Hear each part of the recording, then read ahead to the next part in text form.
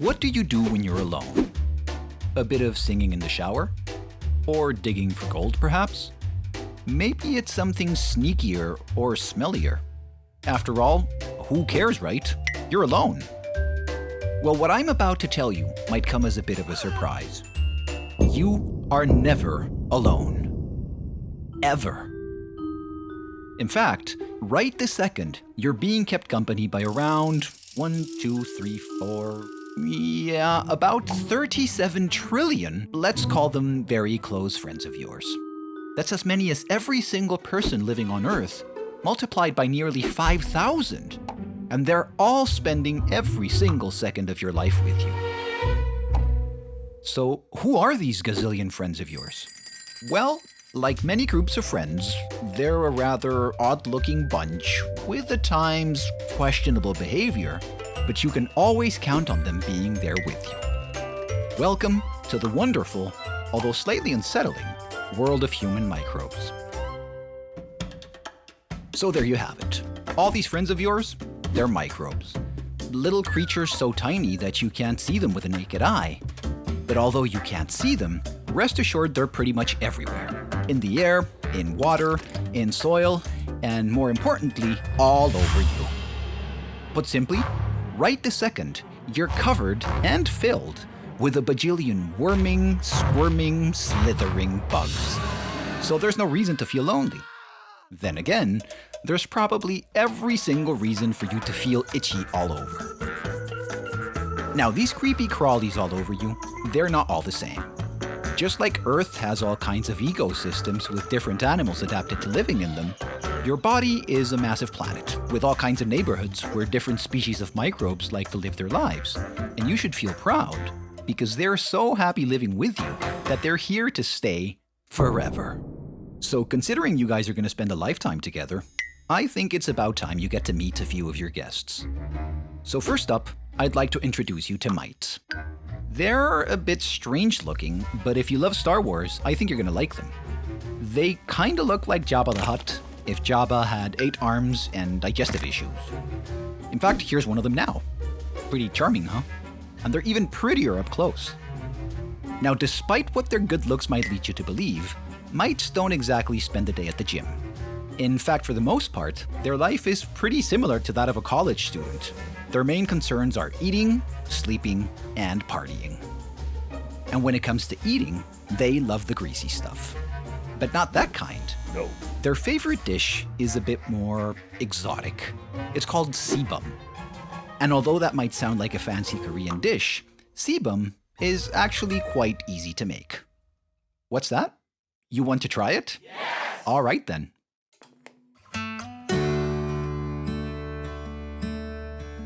Hello, I am Chef Mite. On today's show, we will be preparing organic, locally farmed sebum that is sure to delight all your Mite guests. It's very easy to prepare, and I'm sure you already have all the ingredients. So please do follow along at home. So as always, start off by making sure all 8 of your hands are properly washed. You will then take your index finger, it doesn't matter which one, and slowly run your fingertip across your forehead. Make sure you're pressing down hard enough to make solid contact.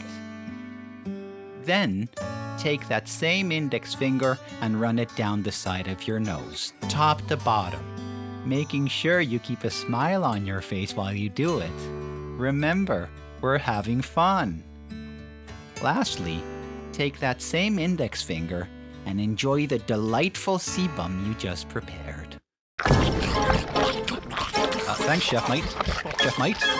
Chef Mite? Hey, Chef Mite? Yeah, he's out of control. Cut it. Cut. If you're wondering what just happened, I should explain that sebum is nothing other than the oily grease your skin produces. And mites, just like any good foodie, only hang out in the best dining spots, which just so happen to be on your face. So mites spend the day snuggled up headfirst inside hair follicles, stuffing their little faces and sleeping. But then at night, once you go to bed, for them, it's party time. And with a full belly, they crawl out all over your face where they go meet other mites, fall in love, make babies, and have a great time. And then, once they've had enough, they just crawl back into your face to lay their eggs, rest up, and then get ready to do it all over again the following night. Fun, right? But as fun as being a mite may sound, you might want to think twice about applying to become one. Because, as it turns out, mites have a pretty embarrassing, rather personal problem that haunts them. They can't poop. And it's not for a lack of trying, or something that a bit more fiber at breakfast could fix. They're just physically unable to do so.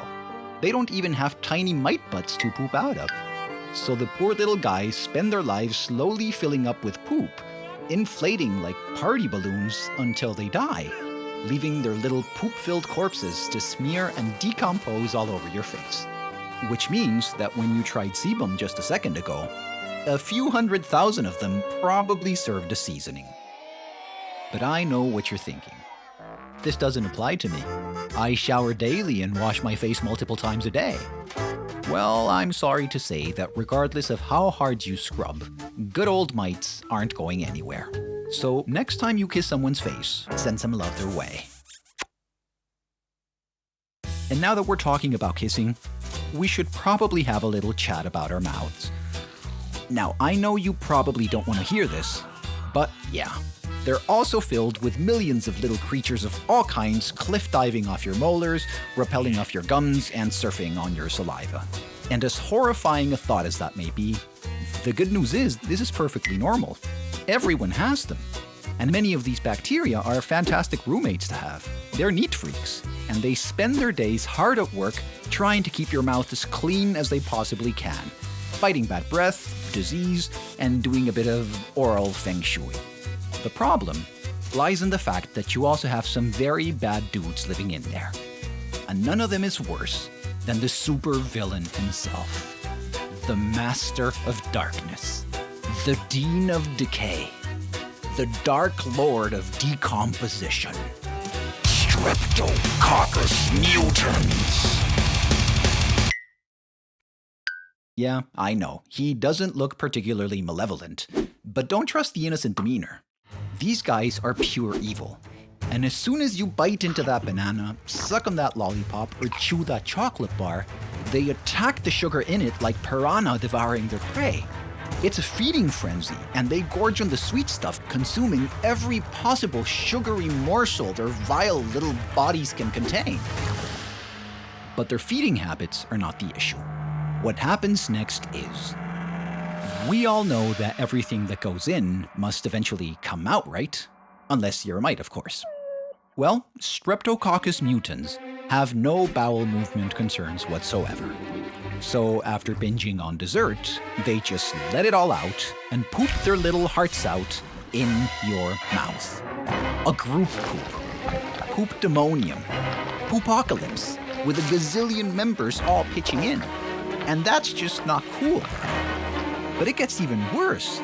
Their poop is what causes your teeth to decay. They're the architects of cavities. How evil is that? So next time you don't feel like brushing your teeth, just remember this.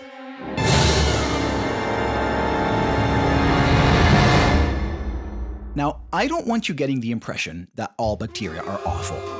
In fact, science has recently figured out that we actually need a lot of these bacteria to stay healthy and happy. And nowhere is this more evident than in the most popular bacterial hangout in your whole body. Welcome to your colon. Now, as undesirable a neighborhood as you might imagine your digestive tract to be, this is the place to live for your bacteria. It is so popular that some scientists speculate that you could have up to 2 kilos of bugs living in there. So what in the world are they doing? Well, for the most part, they're working their little butts off. For example, when you eat things that your body wouldn't normally be able to break down by itself, they're the demolition crew that breaks it all down, and then the cleaning crew comes along and sorts through the rubble, making sure you get to keep all the good stuff and get rid of the bad stuff that could harm you. And while all of that goes on, you've also got your intestinal police working hard, stopping any bad guys from taking over and making you sick. So it really is like a massive city in there. The one problem with all this, though, is that the citizens are pretty gassy. And all the gas they create, well, it needs to go somewhere. And I think you know very well where that is. So next time you feast on Grandma's bean broccoli casserole, and you're accused of aromatizing the family gathering, you can just say that it wasn't you, because technically, it's your bacteria that are to blame. So now you know. You are covered and filled with bugs, and we didn't even come close to discussing all of them. But when you go to bed tonight, do remember your manners and wish all of your body's citizens a good night. And if you get an itchy nose as you doze off, you might want to think twice before scratching. After all, you wouldn't want to crush all the guests at the mite party, would you? Hi, this is Chef Mite again. Please remember to subscribe to the channel and visit our website at thisisnotalecture.com. I'm not feeling too good.